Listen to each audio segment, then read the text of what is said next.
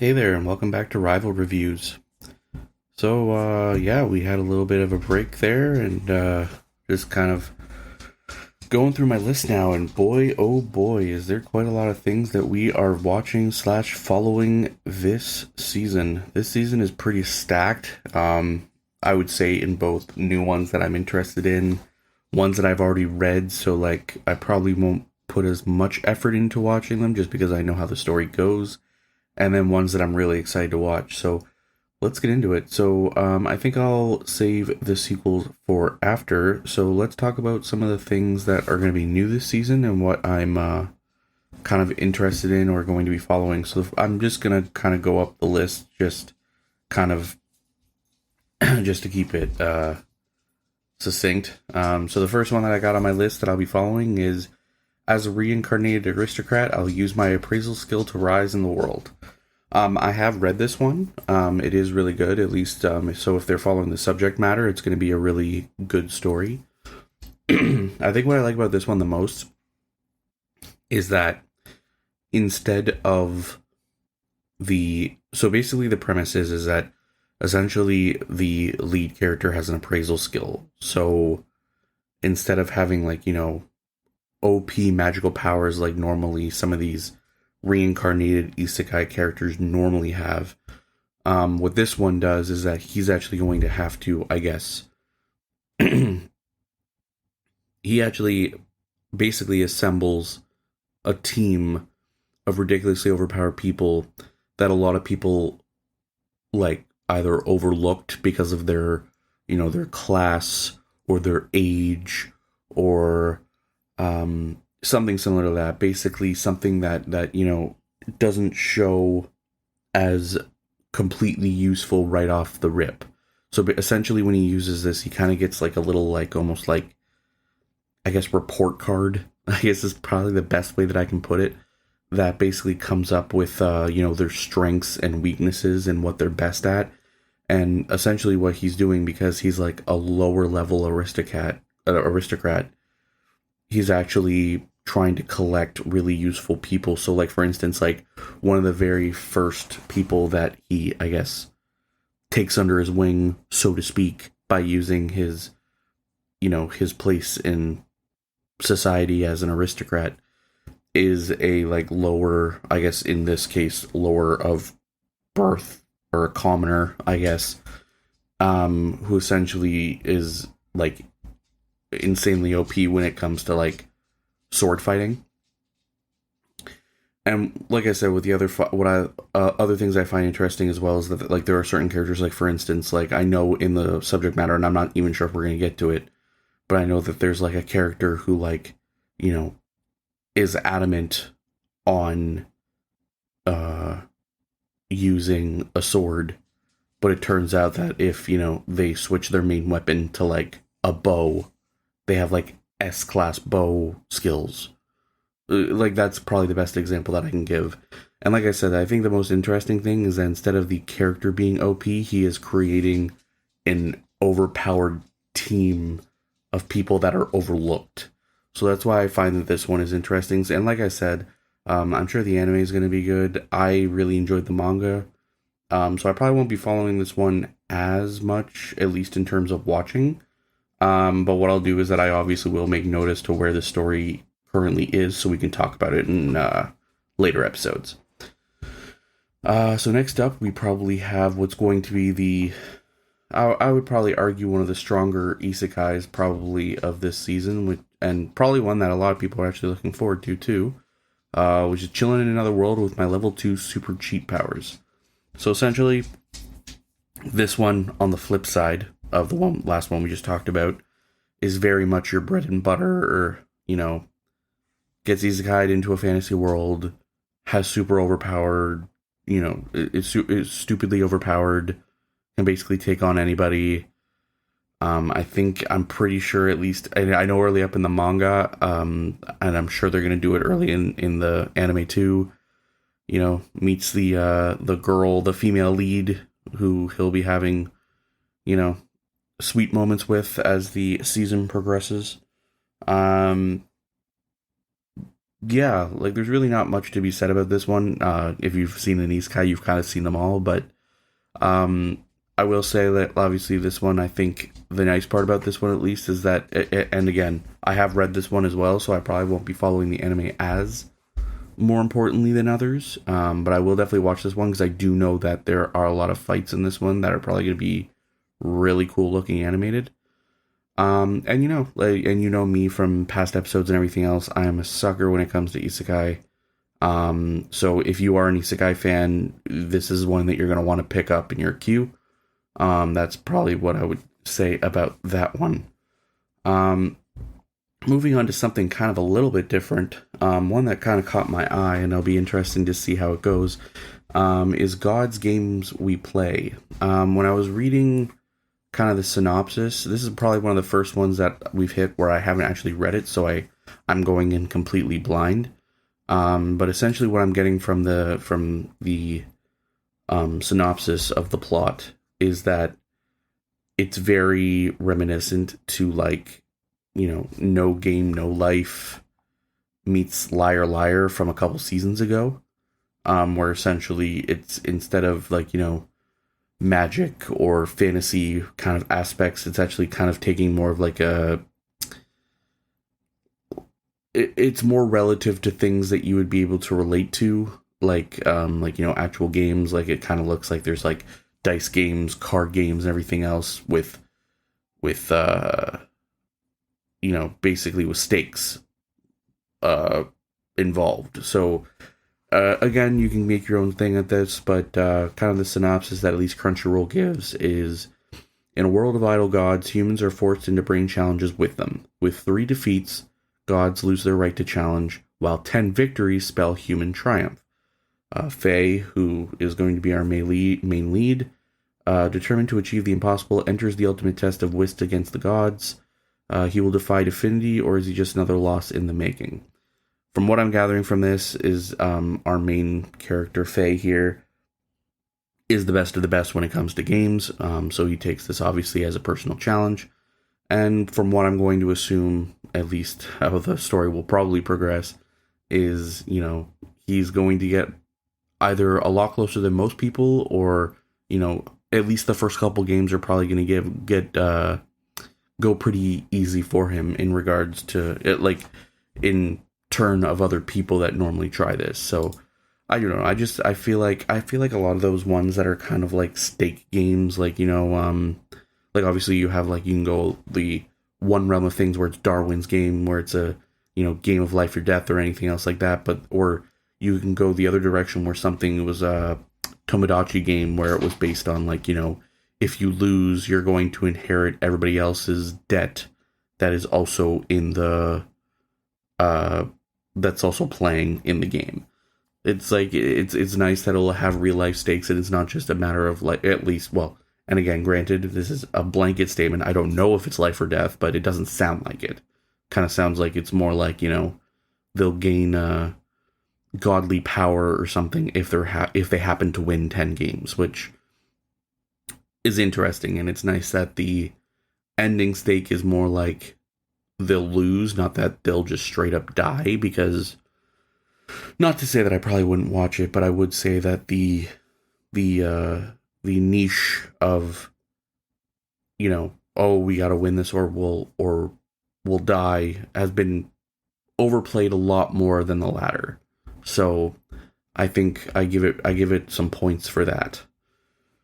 Yeah, so that's that'll be an interesting one. Kind of going back down the list, it looks like there's another one that I've actually read, which I'm looking forward to seeing how it progresses. I was reincarnated as the 7th prince, so I can take my time perfecting my magical ability. So this one, kind of more of, not so much an isekai, more of a, I guess, a reincarnation several times over. So I'm trying to remember, like, the exact, but, like, I can't remember exactly how many lives he's had. But he's had quite a few. But essentially what this is he reincarnates, and he finds out that due to the fact that he's, like, the 7th prince, and he's not exactly, like, in line for the throne, he can kind of be more of a background guy, and take all of his time by just um, studying magic. And of course, with that being in turn, because like, he's like a 6-year-old doing ridiculous magic. And I think, yeah, this one is also because he has his like previous memories intact of magic, but he also has like, he's now been reincarnated into like a strong magical bloodline. So I remember that being a huge deal, because then it makes it even easier for him to use the magic that not only he knew in the past, but now he can enhance on what he already knows. So yeah, it's kind of one of those silly ones where like, it's an OP child, basically just destroying everybody in their path. It's a fun one.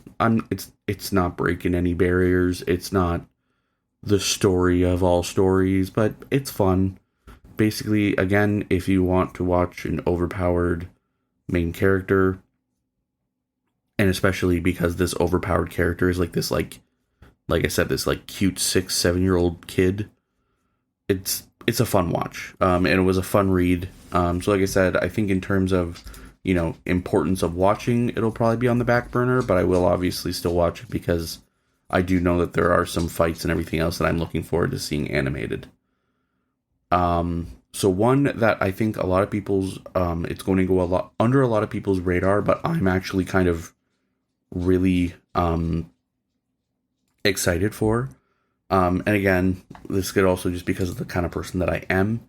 But this one is called Oblivion Battery. So this is going to be a sports anime. It's based on, for those who don't know what a battery is a partnership that they call between a pitcher and a catcher in baseball. But yeah, so basically the premise, star pitcher, Haruka Kiyomini and star pitcher Haruka Kiyomini and skilled catcher Kai Kaname were an unstoppable duo until Kai was hit with a curveball, amnesia. Now they have a second chance to play at a no-name high school with a team of past rivals. Can they overcome Kai's memory loss and rekindle their baseball dreams? With hilarious hijinks and fierce competition, get ready for a strikeout.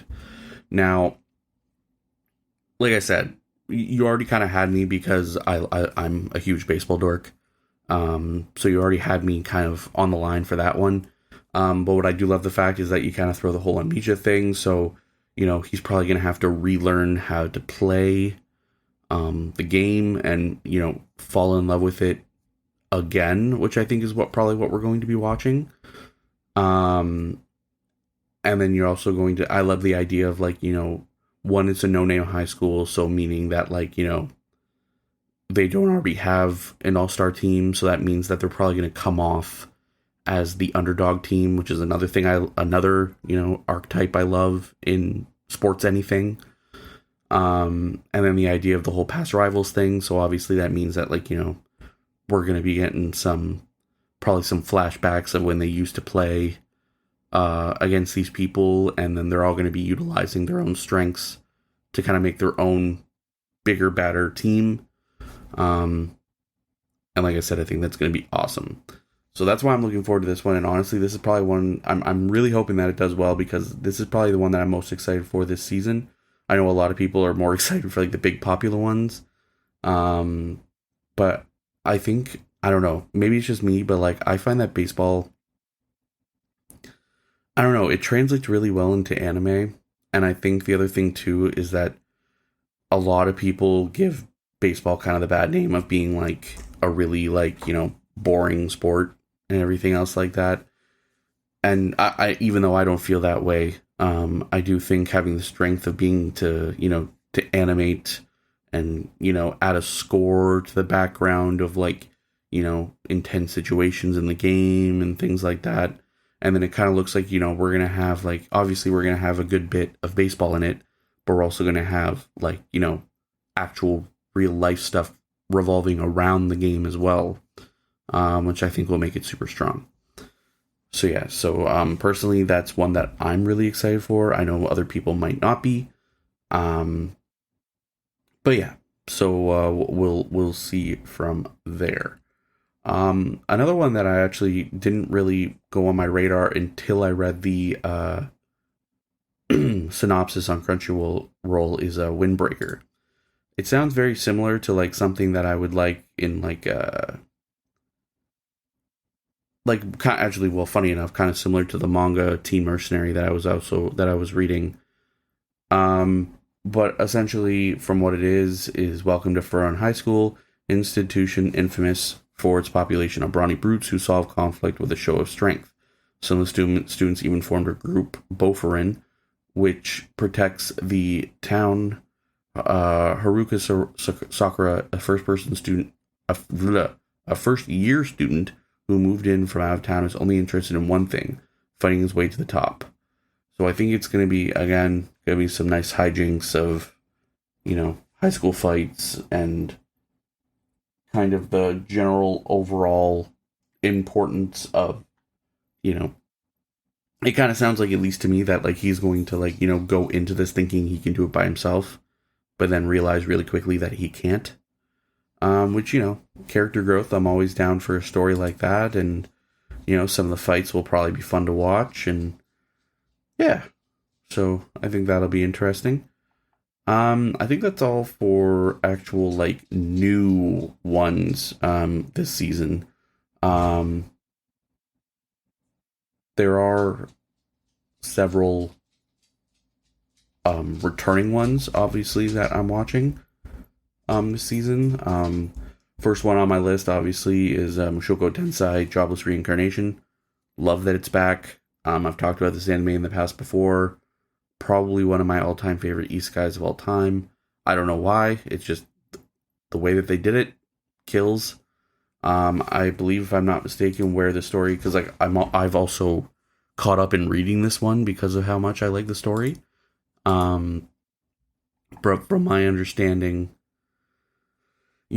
from what we got from the last season, Rudius and Sophie are finally, together. They know that they're getting together. And now we're moving on to the arc where they're actually going to get married, or at least talk about getting married. And then what comes from that and everything else. So, this part of the story is, I don't know, it's not going to be, I think it would be interesting for the fan base that's in it for the fantasy aspect of it, just because at least to my recollection, this is going to be a lot more about,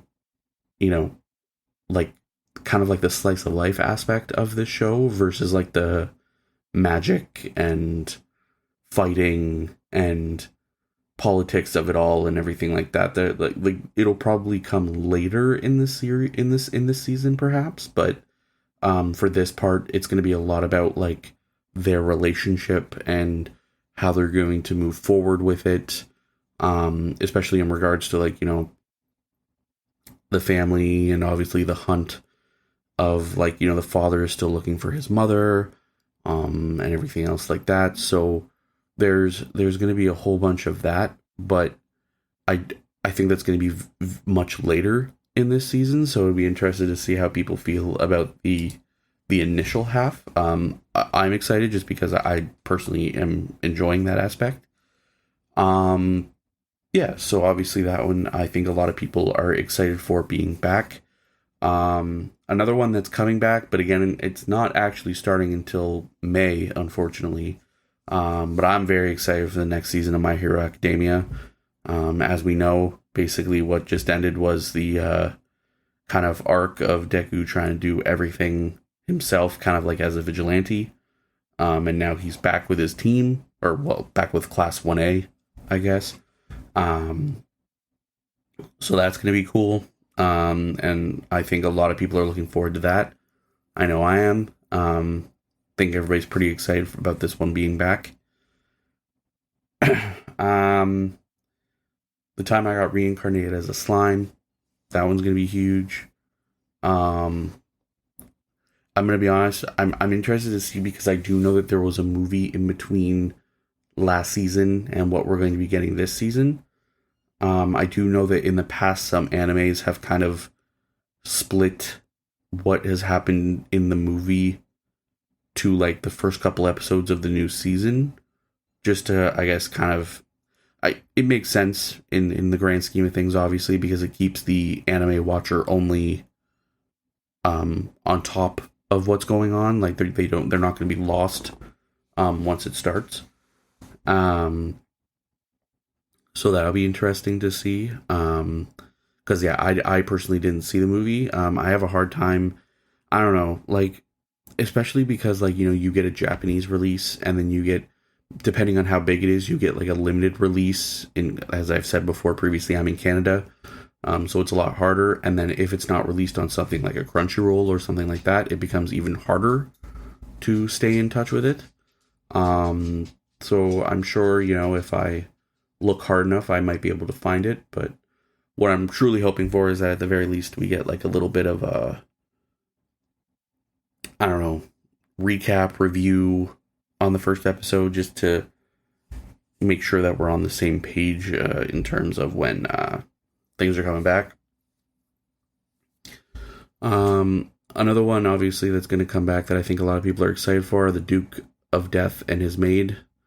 Again, this is a cute one. We're getting more and more into the realm of what has possibly happened, and maybe as to more answers as to what has happened with his curse and how that's going to be solved. So I think everybody's going to be interested in this season.